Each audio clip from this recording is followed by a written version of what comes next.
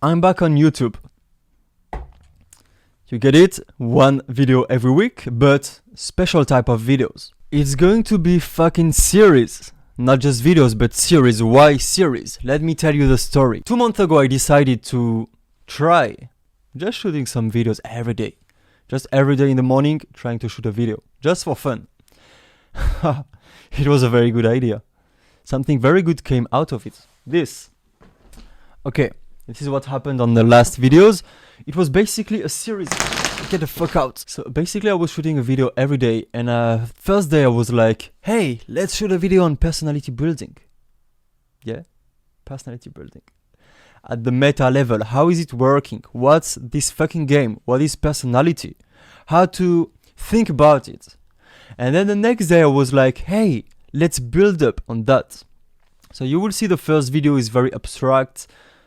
Might be hard to follow, but just bear with it, because on the second video, I take this fucking whiteboard and I'm like, okay, so here is what we talked about on the first video, and I draw on this. And then it gets more visual, and then you have all the information on the whiteboard, and you fucking love it.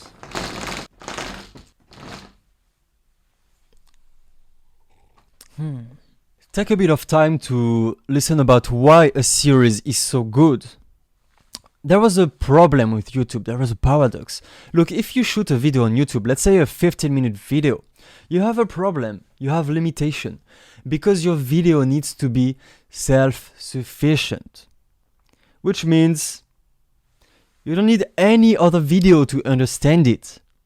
But that can't be a complex video. Look, there is some YouTube channel who shoot a new video every week.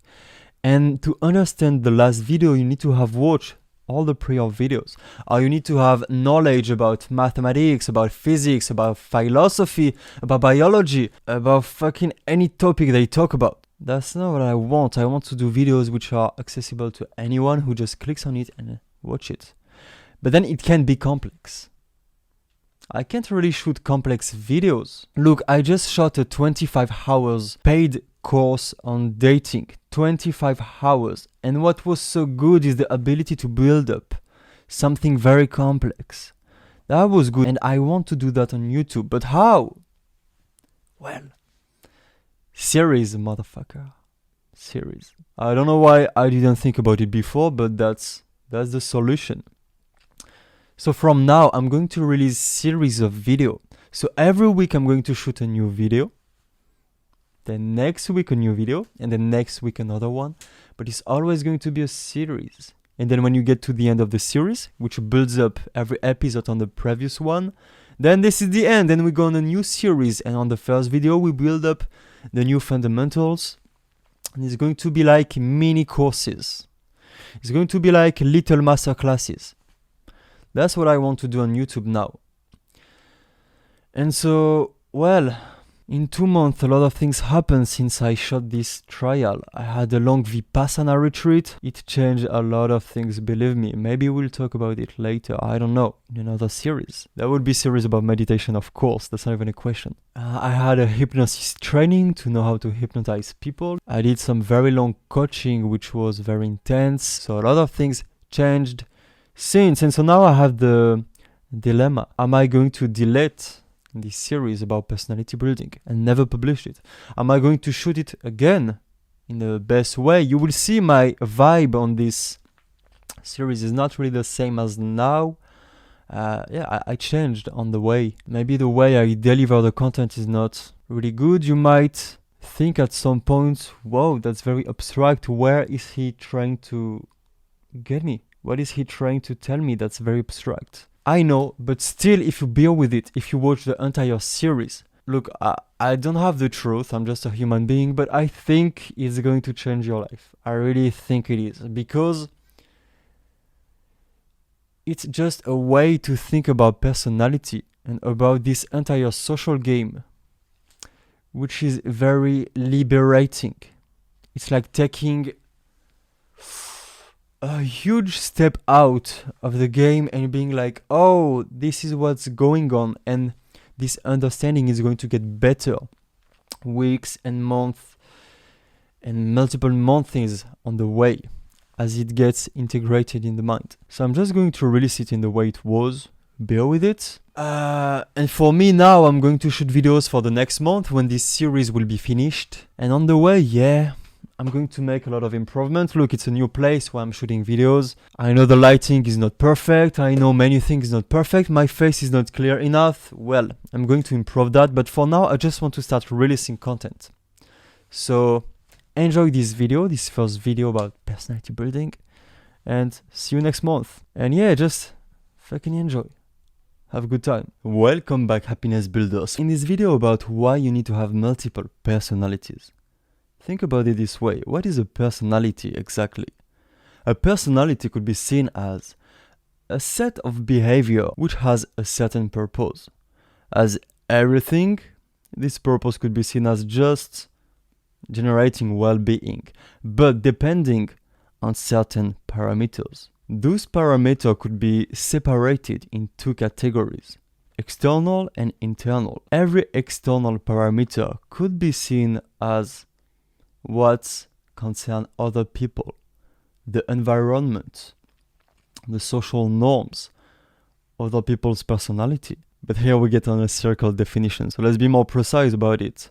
What other people like, what is their kind of humor, what is the setting, the social setting between people in the environment you are in, what is appropriate or not in this environment. And what we see here is that the external parameters are all about other people's internal parameter. That's the funny part of it. What are the external parameters that your personality is setting itself in a reaction to in order to generate well-being? Are the set of internal parameters of other people and how they interact together with the environment, the social settings, and every structure which create the social dynamics. So what are the internal parameters? It will be your psychological structure, your archetypes, and all the hierarchies of psychological structures which come with it. So basically, for example, it will lead to the kind of humor you like, how emotional you are, how affected by some patterns of events you are, what kind of traumas you have, how stressed you are, how nervous you are, how courageous, the crystallized intelligence you have, which means the thing you've learned in the past, the thing that you've practiced, the competencies you have, the skills you have, which is different from absolute intelligence, which is not dependent on what you've learned, but is way more meta than this. But so we've been outlining some of those parameters, so you have an approximative understanding of what we're talking about here. So you have your personality, which sets itself in reaction to parameters, which here are external and internal, in order to generate well-being. But let's dig a bit deeper in that. What are we talking about? Basically, your well-being is happening inside your psychological structure. We could argue if we go in esoteric teaching, if we go in medicine, it happens also in the body, in the chemicals, etc. But at the end of the day, all of this is being channeled inside the psychological structure, and here your well-being is going to happen or not. Well, a funny book, very famous, that you can read if you want to learn more about this is this one, super famous. It's not the best book about happiness, but it outlines a bit of the structure I'm talking about here. It's not the only thing I'm talking about, but it's basically talking about the importance of your psychological harmony to generate well-being or not. Basically, that's just what it is at the end of the day. When you are with people, you're interacting with other people. It's nothing else than a kind of game. It's not different than any activity that you would do, which is aimed at, as everything, generating well-being. But so we have the notion of harmony here. You have your psychology, everything happening in your thoughts, in your mind, also what's happening in your body, your chemicals, etc. Of course, everything is being channeled here. But you want to maintain all of those in harmony. You don't want to create conflict in them. Let me give you a simple example. Talking with someone. You have a big ego. You want to be perceived well. And then you say something and they look at you like it was weird. What happens? One part of your psychology wants to be perceived well, and another part of your psychology says that you're being perceived as weird in this moment. Conflict, no harmony, suffering. Harmony would generate well-being, here, suffering. Well, I think you get the point already. No need to go further with examples. So your personality is just going to be the set of behavior you've learned to master in order to maintain this harmony, this psychological harmony, as events are occurring in social settings, in social situations. That's what your personality is going to be about. It's a skill set. Your personality is a skill set. It's a set of behaviors that you've learned to master in order to keep your own well-being. And so there is a complete 100% clear equivalence between your level of well-being in social intercourses and the efficiency of your personality. It's completely interlinked. 100%. It's, let's not say equivalent, but proportional. 100%. Now, why you need to have multiple personalities? Why you need to not have only one? Because, remember, what is your personality? Set of behaviors, which purposes is to maintain or improve your well-being in social intercourses. So in relation to what's going on with the outside parameters. So we have a first thing, the external parameters, that you have to adapt to. You have multiple solutions about it. One, just have a super strong personality, which actually would fit or override any social setting. You would be more powerful than the changing dynamic of different parameters, different people. For example, you are with a group of people, there is a certain kind of dynamics, set of dynamics. People have certain preferences, certain psychological archetypes, certain past experience, certain trauma or not, certain kind of humor. And then you will go to another group of people. It will be completely different. And maybe in one group of people, there is, for example, one guy who likes a girl and this guy is a bit aggressive with other guy we don't know. Maybe in another group, it would be very different. It would be very like peaceful people, very like hippie people. You don't know. So there's a lot of external parameters. Of course, you're coming into those dynamics. You want to fit in this dynamic. It's almost as if all of your psychologies are merging together and forming only one. And you want to harmonize this big psychological event. You want to be in harmony with them. A way to do that is, Nietzsche is going to be happy. It would be to dominate what's going on, to kind of force them to adapt to you. That's a strong personality, like someone who is very dominant. He comes in the group. Charisma does this as well, but in a more collaborative way. But someone who is very dominant. He comes in the group and he's so dominant that people are a bit afraid of him, and so they are forced to adapt to him. So he's going to have every kind of external settings adapting to his personality. So he doesn't need to change. Unless it doesn't work. And this is the second part, internal parameters. Let's say you're this guy, super dominant. You come in the group. Everybody complies to you and adapts to you. First, it's not optimal at all as a behavior because you're going to have some kind of positive feedback, but we don't really like that. Not that much. Someone who is charismatic, it's way more interesting. It's not someone who's dominating.